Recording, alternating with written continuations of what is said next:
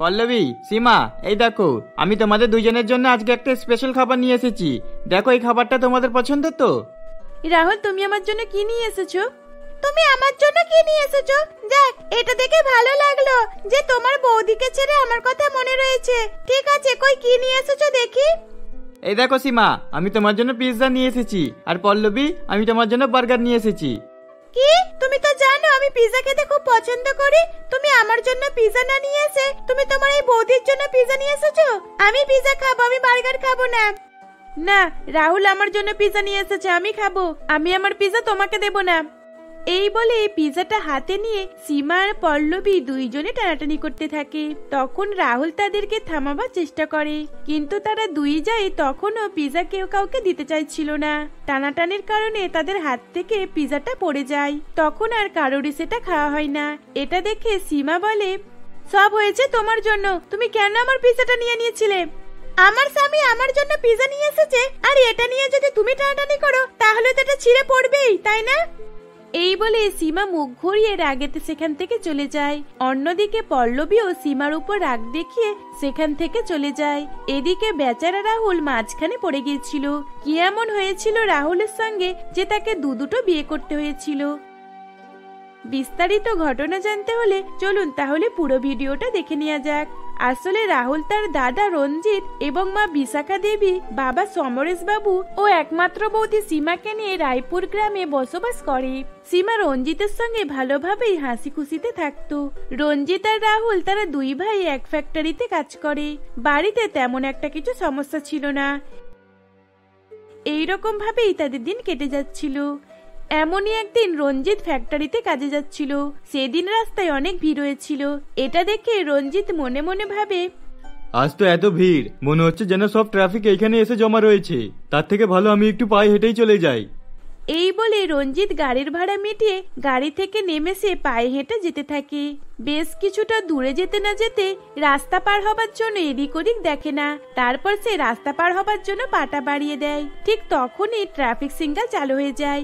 তখন হঠাৎ করে একটা গাড়ি এসে রঞ্জিতকে উড়িয়ে দিয়ে চলে যায়। চারিদিক থেকে লোক এসে রঞ্জিতকে হসপিটালে ভর্তি করে। যখন রঞ্জিতের পরিবার এই খবর পায় তখন তার পরিবার ছুটে হসপিটালে চলে আসে। আমার স্বামীর কি হয়েছে? ও সুস্থ হয়ে যাবে তো?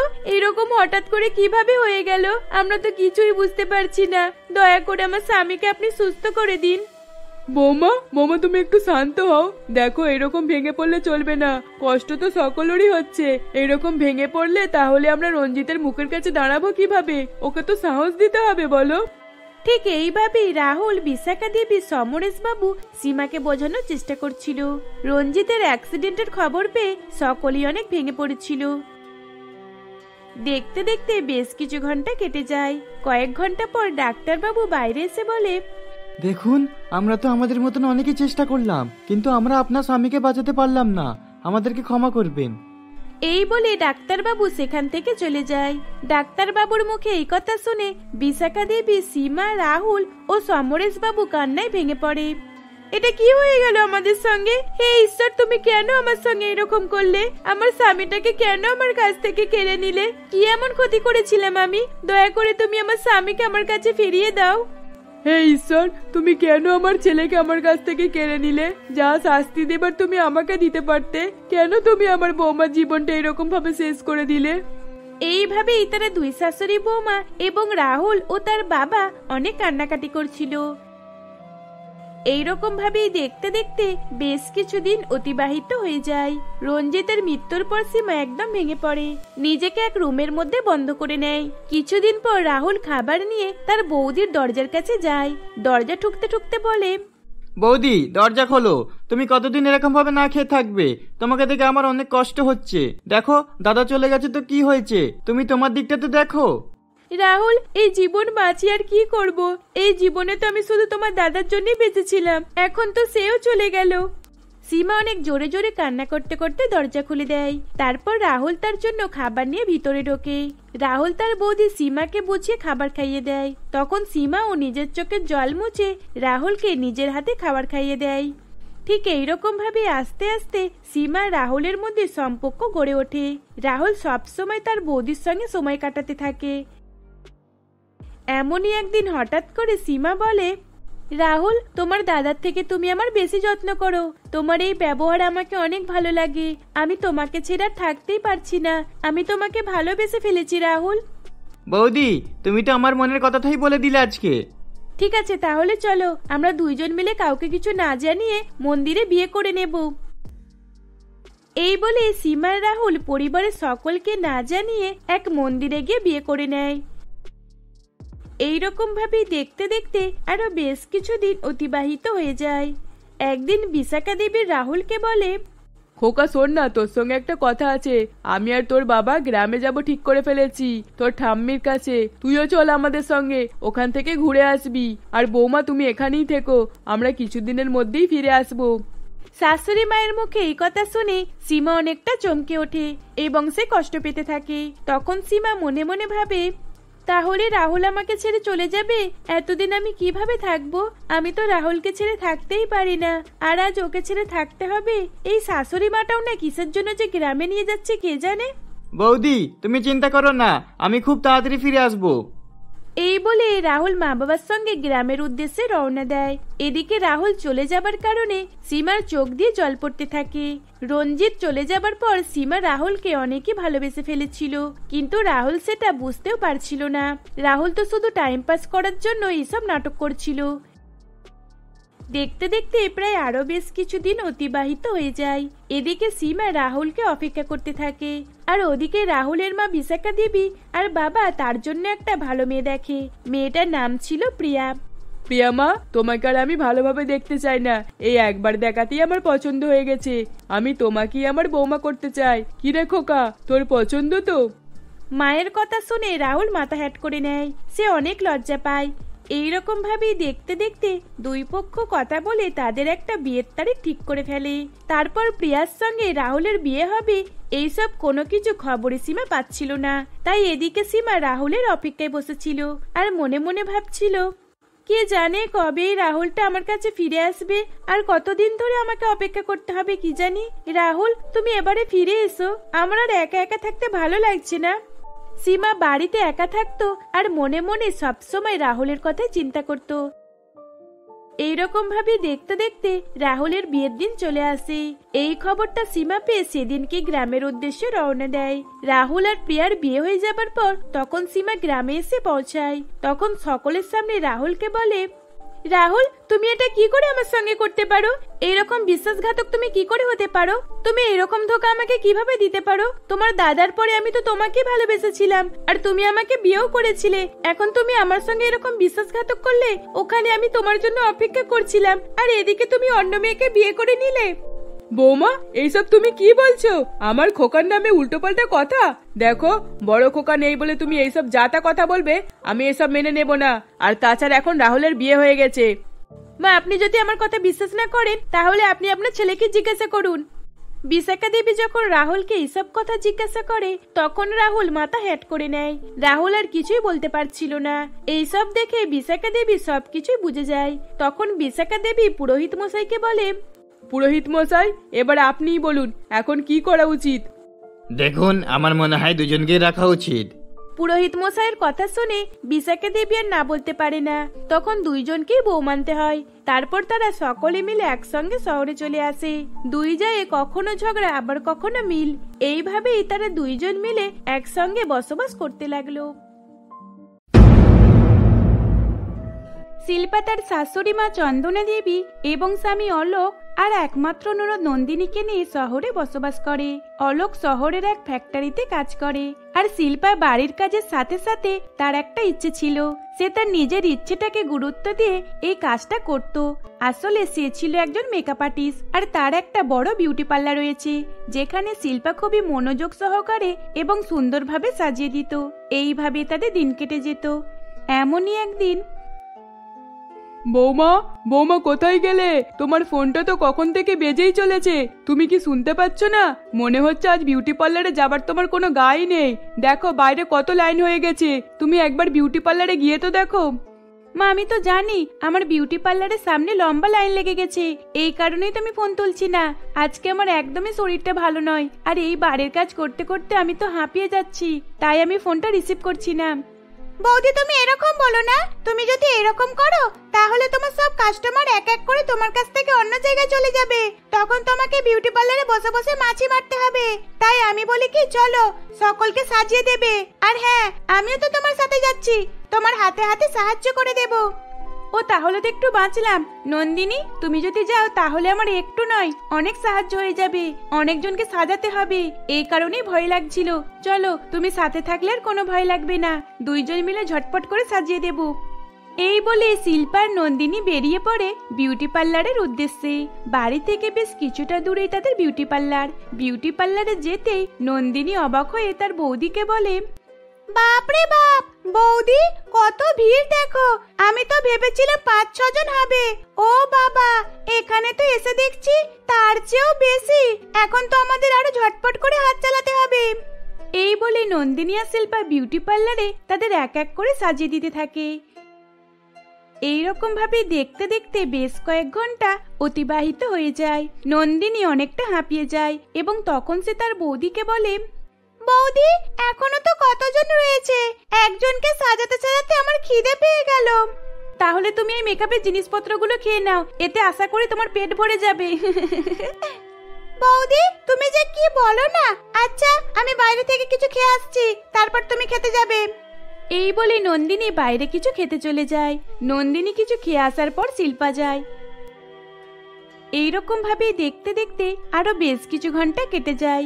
একের পর এক সাজাতে সাজাতে তাদের বেশ সন্ধ্যা হয়ে যায়। সন্ধ্যার পর তারা যখন বাড়িতে ফিরবে বলে দোকান বন্ধ করছিল, তখন তাদের কাছে একটা কাস্টমার আসে আর তাড়াহুড়ো করে বলে, প্লিজ দয়া করে আমাকে একটু ভালোভাবে রেডি করে দাও, আসলে আজকে আমার অনেকটা লেট হয়ে গেল, একটা বার্থডে পার্টিতে যাবার আছে, তাই আমি তাড়াতাড়ি করে তোমাদের কাছে চলে আসলাম, প্লিজ তাড়াতাড়ি একটু রেডি করে দাও।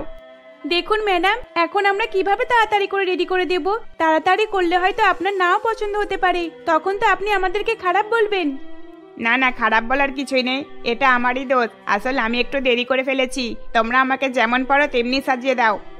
এই বলে প্রিয়াঙ্কা চুপ করে যায়। তারপর শিল্পার নন্দিনী একে অপরের মুখের দিকে তাকিয়ে থাকে আর তাকে সাজিয়ে দেবার কথা ভাবে। তারপর তারা আবারও বিউটি পার্লার খুলে প্রিয়াঙ্কাকে সাজিয়ে দিতে থাকে। তাড়াতাড়ির মধ্যেও তারা দুইজনে খুব ভালোভাবে প্রিয়াঙ্কাকে রেডি করে দিয়েছিল। প্রিয়াঙ্কার সাজ দেখে নন্দিনীর অনেক পছন্দ হয়, তার সাথে সাথে প্রিয়াঙ্কারও খুব পছন্দ হয়। সত্যি অনেক সুন্দর হয়েছে, তোমরা তাড়াতাড়ির মধ্যে আমাকে খুব ভালো করে সাজিয়ে তুলছো, আমি অনেক খুশি হয়েছি, এই নাও তোমাদের টাকা। এই বলে প্রিয়াঙ্কা তাদেরকে টাকা দিয়ে সেখান থেকে চলে যায়। ঠিক এইরকম ভাবে মেহনত করে শিল্পা আর নন্দিনী বিউটি পার্লারে কাজ করতে থাকে। এইরকম ভাবে দেখতে দেখতে বেশ কিছুদিন অতিবাহিত হয়ে যায়। এমনই একদিন শিল্পা রান্নাঘরে ছিল, সে রান্না বান্না করছিল, তখনই তার ফোনটা বেজে ওঠে। শিল্পা ফোনটা রিসিভ করে বলে, হ্যালো, হ্যাঁ কে বলছেন?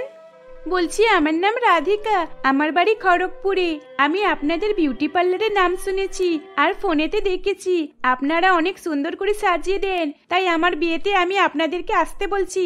আমি তো ঠিক করেই নিয়েছি আমার বিয়েতে আমি আপনার কাছ থেকেই সাজবো, আর কিছুদিন পরেই আমার বিয়ে, আপনারা কিন্তু সময় মতো চলে আসবেন। আচ্ছা ঠিক আছে, আমরা সময় মতো পৌঁছে যাব। এই বলে রাধিকা ফোন রেখে দেয়। শিল্পা তার ননদকে ডেকে বলে, নন্দিনী এই দেখো একটা ব্রাইট ফোন করেছিল, ওর বাড়ি খড়গপুরে, তাহলে তো আমাদের ট্রেনে করে যেতে হবে বলো। বাবারে বাবা, অত দূর যেতেও যে অনেক সময় লেগে যাবে। হ্যাঁ সেটা তো বটেই, কিন্তু যাক ভালোই হয়েছে, এতদিন পরে আমরা ঘুরতে বার হব, ঘোরাও হয়ে যাবে আর কাজও হয়ে যাবে। কিন্তু নন্দিনী আমরা তো ওটা নিয়ে ভাবছি না, আমরা ভাবছি ওখানকার মানুষগুলো কেমন হবে, আমাদের সাজগুলো যদি ওনাদের পছন্দ না হয়। বৌদি যে সাজবে তার তো আমাদের সাজ পছন্দ, তাই জন্যই তো আমাদেরকে সাজাতে বলে দিয়েছে। এই বলেই নন্দিনী নিজের রুমে চলে যায়। এদিকে তার বৌদি শিল্পাও রান্নাঘরের কাছে ব্যস্ত হয়ে যায়। এইরকম ভাবেই দেখতে দেখতে বেশ কিছুদিন অতিবাহিত হয়ে যায়। তারপর খড়গপুরে যাবার দিন চলে আসে। শিল্পার নন্দিনী দুইজনে মিলে ব্যাগপত্র নিয়ে ট্রেনের উদ্দেশ্যে রওনা দেয়। কিছুক্ষণ হাঁটাহাঁটি করার পর তারা স্টেশনে চলে আসে এবং এসে দাঁড়াতে না দাঁড়াতে ট্রেন এসে পড়ে। তারপর শিল্পার নন্দিনী ট্রেনে উঠে পড়ে। সেদিন ট্রেনে অনেকে ভিড় হয়েছিল, তাই শিল্পা তার পাশের একটা মেয়েকে বলে, বলছি দিদি একটু সরে দাঁড়ান না, আসলে আমার ব্যাগে তো অনেক কিছু জিনিসপত্র রয়েছে, যদি কিছু হয়ে যায় তাই জন্য একটু সাবধান করছি। বলছি দিদি তোমার এই ব্যাগের মধ্যে কি আছে? ব্যাগটা তো দেখে অনেক ভারী লাগছে। আসলে আমি মেকআপ আর্টিস্ট, এই ব্যাগটা নিয়ে আমাকে সব জায়গাতে যেতে হয়। মেকআপের অনেক জিনিসপত্র রয়েছে এর মধ্যে। কি, তুমি একজন মেকআপ আর্টিস্ট? এটা তো আমি আগে জানতাম না, আর তোমাকে দেখে আমি চিনতেও পারিনি। তাহলে আমি আর দেরি করতে চাই না, আমার অনেক দিনের ইচ্ছা আমি একজন ভালো মেকআপ আর্টিস্টের কাছ থেকে সাজবো। আমাকে আজকে এই মুহূর্তে এখনই সাজিয়ে দিতে হবে। আমি বিয়ে বাড়িতে যাচ্ছি, কিন্তু দেখো তাড়াতাড়ি করে কিছু রেডি না হয়ে চলে এসেছি, কিন্তু এখনই আমাকে সাজিয়ে দিতে হবে। আমি আর কোনো কথাই শুনবো না। কিন্তু এখনই ট্রেনের মধ্যে আমি তোমাকে কিভাবে সাজিয়ে দেব?